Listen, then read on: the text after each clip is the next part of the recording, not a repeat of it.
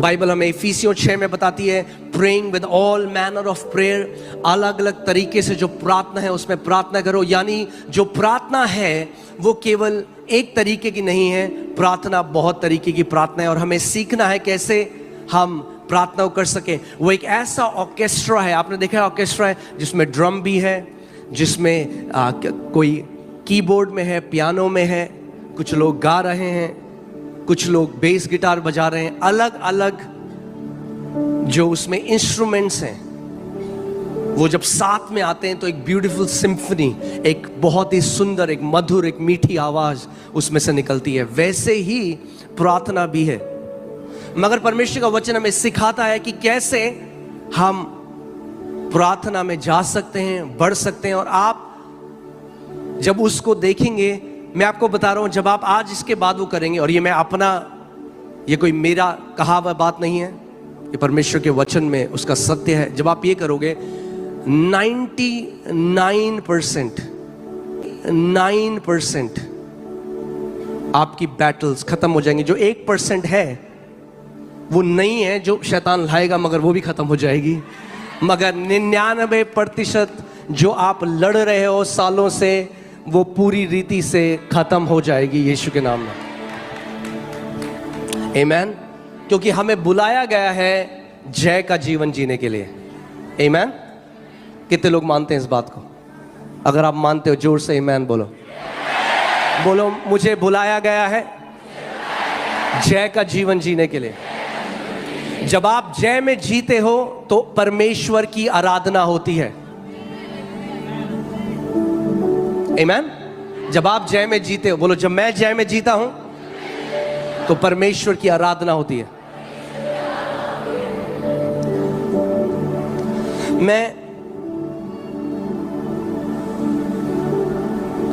परमेश्वर ने एक तरीका बताया है जिसके द्वारा हम उस अनुग्रह को एक्सेस कर सकते हैं, उसकी भलाई को एक्सेस कर सकते हैं। और मैं आपको ये एक, आपने देखा परमेश्वर का वचन बताता है दैट एक जो 3 डोरी जो एक साथ मिलती हैं वो कभी टूटती नहीं है। हाँ, देखो जब डोरियां बनाते हैं तो 3 डोरियों को मिलाते हैं, जब 3 डोरी मिल जाती हैं तो टूट नहीं सकती। ऐसे ही 3, आप इसको चाबियां कह लो, 3 आप इसको डोरियां कह लो। मैं आपको 3 चीज़ों के बारे में बताना चाहता हूं आज। और कई मसीह लोग आज ब्लेस्ड लाइफ नहीं जी रहे क्योंकि वो इसको नहीं जानते। कलीसिया आते हैं, वो सब वो करते हैं जो बाकी लोग कर रहे हैं, मगर इन 3 चीज़ों में चूकते हैं और इसीलिए वो नहीं देख पाते जो पिता ने उनके लिए रखा है। और मैं बात कर रहा हूं 3 चीज़ें जो एक साथ जाती हैं, वो है थैंक्सगिविंग, प्रेज एंड वर्शिप। धन्यवाद देना, यहोवा की स्तुति करना और उसकी आराधना करना। Thanksgiving, praise and worship. मैं इसको लिख देता हूं कि आप इसको जाने।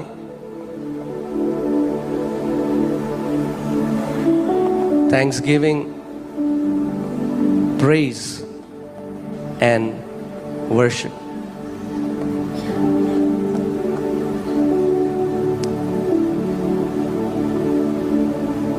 We give thanks to God because of His goodness.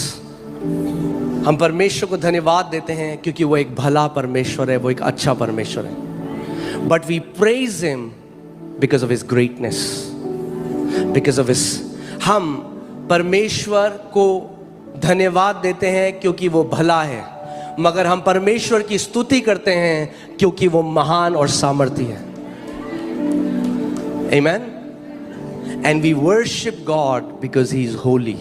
और हम उसकी आराधना करते हैं क्योंकि वो पवित्र है और उसके समान और कोई नहीं है। Amen. So तीनों ये जो चीजें हैं परमेश्वर के एक अलग एट्रीब्यूट, हमारा रिस्पॉन्स है परमेश्वर के एक अलग एट्रीब्यूट के लिए। हाँ, हम क्यों करते हैं थैंक्सगिविंग? बिकॉज ऑफ गॉड्स और हिज पावर। और हम आराधना करते हैं क्योंकि परमेश्वर पवित्र है। आमीन। अब इतना कुछ बाइबल में है, अगर केवल ये 3 चीज़ें मैं आपको सिखाऊं, मैं आपको बता रहा हूँ 1 हफ्ता भी कम है। सो मुझे नहीं पता मैं वर्शिप तक जा पाऊंगा या नहीं जा पाऊंगा, पर मैं चाहता हूँ, मैं तो सिखाने के लिए रेडी हूँ, मगर जब आप लोगों का पेट भर जाएगा मुझे पता लग जाएगा, मैं रुक जाऊंगा। सो मैं आपकी भूख के हिसाब से सिखाऊंगा। आमीन। अगर आप कहोगे नहीं और चाहिए तो फिर और आपको दिया जाएगा, यदि आप कहते हो बस हो गया तो वहां पे मैं रुक जाऊंगा। आमीन। सो आइए हम लोग देखते हैं भजन संहिता 100 और उसकी 4थी आयत। Psalms 100 verse 4। उसके फाटकों में धन्यवाद। Psalms 100 verse 4। उसके फाटकों में धन्यवाद और उसके आंगनों में स्तुति करते हुए प्रवेश करो, उसका धन्यवाद करो और उसके नाम को धन्य कहो। आमीन। फिर से मैं बोलता हूं, उसके फाटकों में धन्यवाद और उसके आंगनों में स्तुति करते हुए प्रवेश करो, उसका धन्यवाद करो और उसके नाम को धन्य कहो। आप जानते हैं कितने ऐसे मसीह हैं जो कहते हैं हम वो एक नम है। हाँ, आप देखते होगे वो कठोर होता है उनका हृदय। कई बार आप देखोगे लोग आराधना कर रहे हैं, परमेश्वर उनके दिल को छू रहा है, पर कई विश्वासी आप देखोगे वो कठोर है, वो नम है। परमेश्वर की जितनी भी उपस्थिति हो ऐसे खड़े होंगे। ऐसे विश्वासी मेनली वो लोग होते हैं जो धन्यवाद नहीं देते परमेश्वर को। सो इवन दो वो बचाए गए हैं, यद्यपि वो परमेश्वर के राज्य के अंदर हैं, मगर उनका जो सोल है, उनकी जो चेतना है, वो कभी भी उस जो पवित्र आत्मा उनके अंदर है उसके साथ वो उसको महसूस नहीं कर पाते, उसके साथ फेलोशिप नहीं कर पाते, क्योंकि उनका दिल कठोर हो गया। कठोर दिल के साथ आप परमेश्वर के साथ फेलोशिप नहीं कर सकते, यद्यपि आप बचाए गए हो। उनका दिल कठोर है। और जो विश्वासी धन्यवाद नहीं देते परमेश्वर को, वो कोल्ड होते हैं, वो ठंडे होते हैं, और वो उनका जो हृदय है वो सेंसिटिव नहीं होता। आप कई विश्वासियों को देखोगे, वो अपनी पुरानी बात बताएंगे और वो रोने लग जाएंगे। क्यों? क्योंकि उनका दिल क्या है? सॉफ्ट है, टेंडर है। क्यों? क्योंकि वो भूले नहीं परमेश्वर उनको कहां से निकाल कर लेकर आया। इसीलिए परमेश्वर का वचन हमें कहता है, दाऊद बार बार अपने मन को कहता है, हे मेरे मन यहोवा को धन्य कह। हम उसका धन्यवाद तब नहीं कहते जब हमारा मन करता है उसका धन्यवाद करने का, हम अपने मन को कहते हैं कि तू यहोवा को धन्य कह। दोनों में बहुत अंतर है। We don't thank God when we feel like thanking God.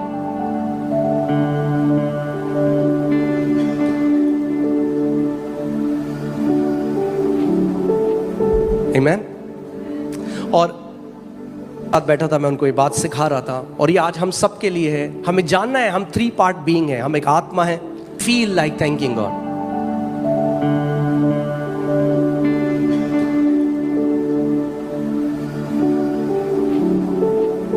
आमीन। और बैठा था, मैं उनको ये बात सिखा रहा था, और ये आज हम सब के लिए है। हमें जानना है हम 3 पार्ट बीइंग है, हम एक आत्मा है, आपके पास प्राण है और आपके पास, और आप शरीर में रहते हैं। आपकी आत्मा पवित्र आत्मा के साथ एक है। आप उसमें परफेक्ट कम्युनियन में जी रहे हैं, परफेक्ट सहभागिता में जी रहे हैं, मगर आपका जो सोल है, हमारा जो प्राण है, वो ज्यादा लोगों का शरीर के ऊपर होता है। किसके ऊपर होता है? शरीर के ऊपर होता है। इसीलिए जो मैं आज आपको बात बता रहा हूं, कैसे आपका सोल, यदि आपका सोल आपकी आत्मा के अधीनता में आ जाए, आप एक ब्लेस्ड लाइफ जियोगे। और अगर आप विश्वासी भी हो, नया जन्म पाए हुए हो, मगर अगर आपका सोल शरीर पे है, तो आप एक टेरिबल लाइफ जियोगे। पौलुस कहता है शरीर पर मन लगाना क्या है? मृत्यु है, इट्स डेथ।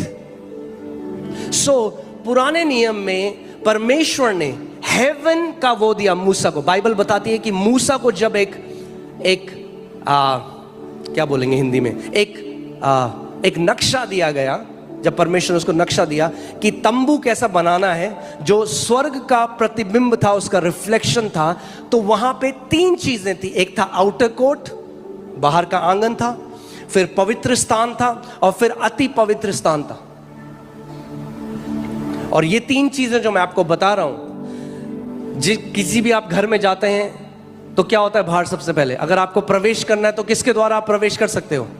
हाँ, किसके द्वारा? दरवाजे के द्वारा। प्रवेश तो लोग खिड़की के द्वारा भी करते हैं, मगर वो चोर लोग करते हैं। हाँ, खुली खिड़की भी होती है, मगर खिड़की प्रवेश करने के लिए नहीं है, प्रवेश करने के लिए दरवाजा है।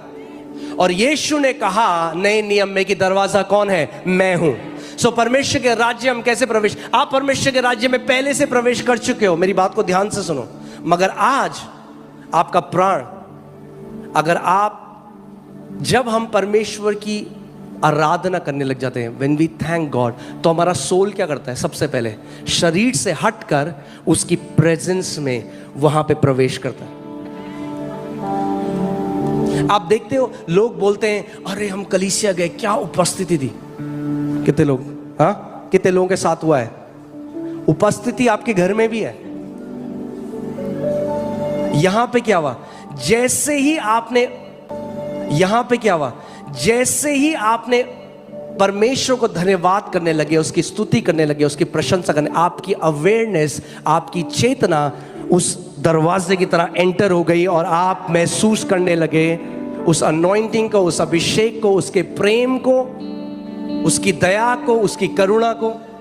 सो ऐसे ही परमेश्वर का वचन हमें बता रहा है कि कैसे आप लगातार कम्युनियन में जी सकते हो। यानी ध्यान से सुनो, हर कोई विश्वासी जो लगातार धन्यवाद करता है परमेश्वर के, अपने प्राण में लगातार वो बना रहता है मसीह की प्रेजेंस में। You abide in the presence of God when you continually thank Him. Amen? मैं फिर से इस बात को बोलूंगा। एक परमेश्वर के दास थे 1600s में, उनका नाम था ब्रदर लॉरेंस। उन्होंने किताब भी लिखी है, practicing the presence of God. और वो अपने चित्त को, अपने मन को, अपने प्राण को बार बार परमेश्वर पे लाते गए। उन्होंने प्रैक्टिस करा इसको इतनी बार, और एक समय ऐसा आया, बहुत साल प्रैक्टिस करने के बाद वो कह रहे मेरा जो प्राण था वो परमेश्वर के ऊपर अटक गया और उससे बाहर ही नहीं आया। और जैसे ही ऐसे हुआ, उनके चेहरे से लाइट निकलने लगी। ये डॉक्यूमेंटेड है, आप इसको गूगल में देख सकते हैं। उनके चेहरे से लाइट आने लग गई, क्योंकि सोल हमारे, आपके आत्मा में, जब आपने नया जन्म पाया, पवित्र आत्मा पहले से आपके साथ है, मगर सोल एक गेट का काम करता है बीच में। अगर आपका सोल परमेश्वर के ऊपर टिक जाए तो वही सामर्थ 24 घंटे आपके द्वारा बहने लग जाएगी। कितने लोग मेरी बात को समझ रहे हैं? सो हम धन्यवाद जो कर रहे हैं, परमेश्वर को हमारे धन्यवाद की जरूरत नहीं है। मुझे जरूरत है मेरे परमेश्वर को धन्यवाद करने की। मेरा धन्यवाद करना मेरे परमेश्वर को नहीं बदलता, मेरा धन्यवाद करना मेरे चित्त को, मेरी अवेयरनेस को मेरे परमेश्वर के ऊपर ले आता है। और जब मेरा चित्त मेरे परमेश्वर के ऊपर है, मैं डिप्रेस नहीं हो सकता, मेरे अंदर बुरे विचार नहीं आ सकते, मैं क्या है, मैं उस सिद्ध शांति में रहूंगा। जितने लोग, उसका वचन कहता है, यदि तू अपने चित्त को, अपने मन को मेरे ऊपर स्थिर रखे, क्या रखे? स्थिर रखे, तो मैं तुझे सिद्ध शांति में रखूंगा। यानी आप सोचो, आप इस दुनिया में हो और आप शांति नहीं, दुनिया की शांति, यीशु ने कहा मैं वो शांति देकर नहीं जा रहा जो दुनिया में, मैं तुम्हें अपनी शांति दिए जा रहा हूं। यानी आप सिद्ध शांति में जी सकते हैं इस पृथ्वी पे, यदि आप की लाइफस्टाइल हो, आपकी एक जीवन शैली हो, उस परमेश्वर को धन्यवाद देना। कितने लोग मेरी बात समझ रहे हैं? कई लोग क्या कहते हैं, हे प्रभु यीशु मसीह, ओ प्रभु जी ये दे दे प्रभु, ओ प्रभु वो दे दे, ओ प्रभु तू कब से नहीं कर रहा है। और वो ऐसा है, उनका चित्त तो दरवाजे के बाहर है अभी।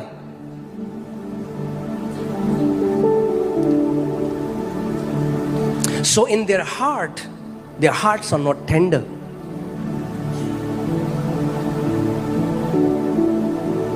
क्योंकि ध्यान से सुनो, यद्यपि आपकी आत्मा पवित्र आत्मा के साथ एक है, आप वो एक्सपीरियंस नहीं कर रहे हो जो आपकी आत्मा एक्सपीरियंस कर रही है, आप वो एक्सपीरियंस कर रहे हो जो आपका सोल एक्सपीरियंस कर रहा है अभी।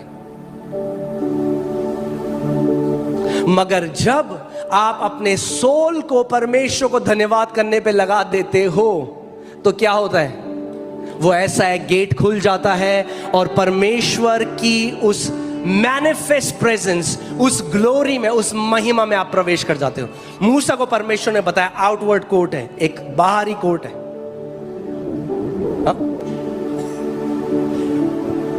धन्यवाद के साथ हम उसके फाटकों में प्रवेश करते हैं।